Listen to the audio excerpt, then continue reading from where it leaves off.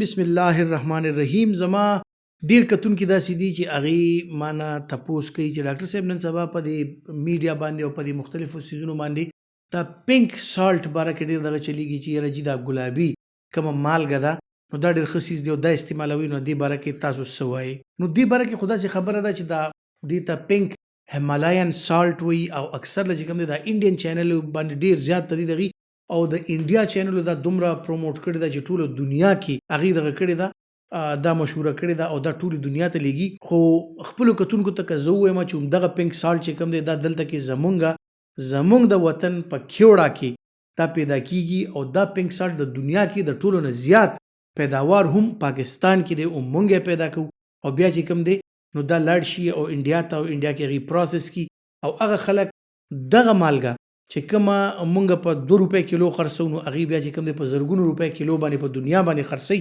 وایي چېرې دا پینک سالټ دی او دا څه عجیبه څیز دی او په دې کې فایدې ډېرې دي او ټولې دنیا د دې په جادو کې راوستې ده او ټوله دنیا همدغه مالګه چې کومه دلته کې زمونږ د وطن نه په روپۍ 2 باندې کیلو ځي هلته کې په زرګونو روپو باندې دا خرڅېږي او صرف یې صفا کي او د دې چې کوم دا پینک کلر دی یا د ګلابي کلر دی په دې ټوله دنیا اټریکټ کوي. خو دا څیز چې کوم دی نو مونږ سره په دومره مقدار کې موجود دی چې زمونږ وطن تینا ډک دی خو مونږ استعمال نه کوو. نو د هغې که فرض که تاسو استعمال کوئ یقیني طور په دې کې فایدې شته. څنګه چې د مالګې فایدې دي دغه نارمل سپینه مالګه چې کوم ده دغه کې هم سوډیم کلورایډ او په دې پینک سالټ کې هم سوډیم کلورایډ دی. خو د پینک سالټ کې دا پینک رنګ د دې ولې دی دې کې پکې اضافي یو څو نور څیزونه دي په دغه مالګه کې. خوند یې هم د هغه مالګې په شان دی چې کومه زموږ د سپینه مالګه ده خو دې کې اضافي یو څو نور څیزونه دي. د ټولو نه لومبی شیز چې پکې کوم دی نو هغه د آیرن اکساید او د آیرن اکساید چې کوم دی نو دا د مالګې ته دا پینک یا د ګلابي رنګ ورکوي. نو دې د وجې نه تاسو ته دا پینک سالټ ښکاري.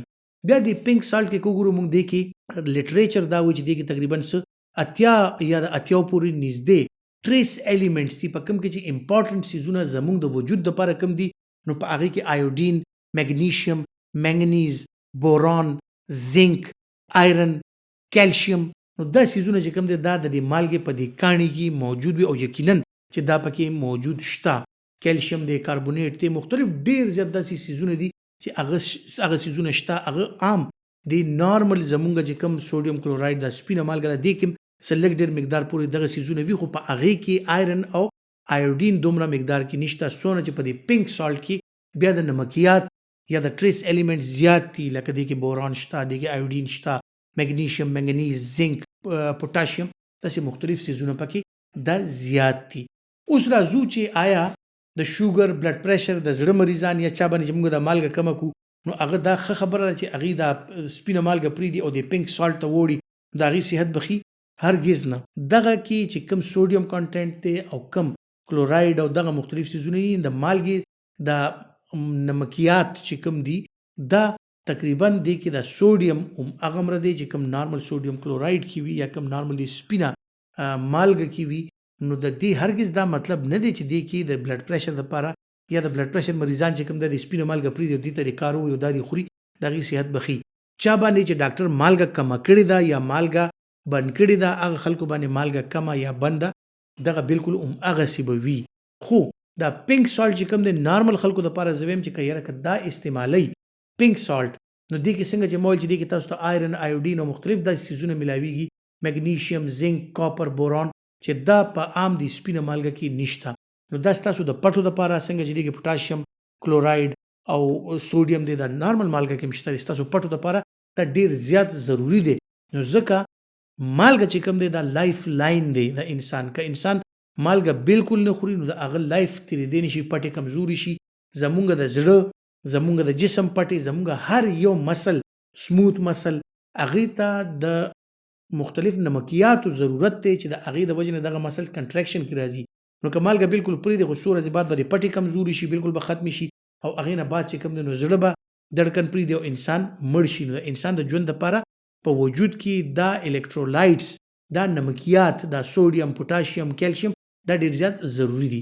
نو کم مقدار کې مالګه د بلډ پریشر، شوګر مریضان هغې دپاره هم ضروري دی چې نارمل مقدار کې هغې مالګې استعمال کوي. نارمل کسانو دپاره که هغې دغه لږ مقدار کې ایون د شوګر او د بلډ پریشر مریضان هم که غواړي نو د نارمل مالګې په ځای د لږ شان مقدار کې هغوی دا پینک سالټ استعمالولی شي. نارمل کسان بالکل صحیح طریقې سره څنګه هغوی نارمل مالګه استعمالوي هغسې استعمالولی شي. اضافي فایدې پکې ما تاسو ته ویل چې آیوډین دی پکې د تایراید دپاره، چېرته چاته چې غور وي دغه وي خصوصا د پهاړي علاقو کې، نو دغه دپاره بیا پینک سالټ ډېر ښه دی.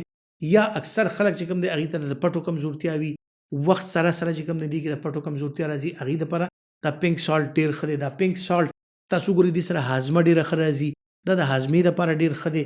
بیا دې سره که تاسو وګورئ نو اکثر لا دې سره د نورې د دې سپینې مالګې په دغه باندې که تاسو د هغه مالګې چې کم مقدار تاسو استعمالوي کوم دغه مقدار کې تاسو دا استعمال کوئ نو دې کې تاسو ته آیرن او مختلف قسم څیزونه زنک وغیره او دا استعمالولی شي یا دا پکې تاسو ته میلو شي. دا د دې اضافي فایدې دي چې دې کې ټریس ایلیمنټس ډېر زیات دي، نو ستاسو د پټو صحت ورسره ډېر ښي، ستاسو ذهني صحت ورسره ډېر ښي.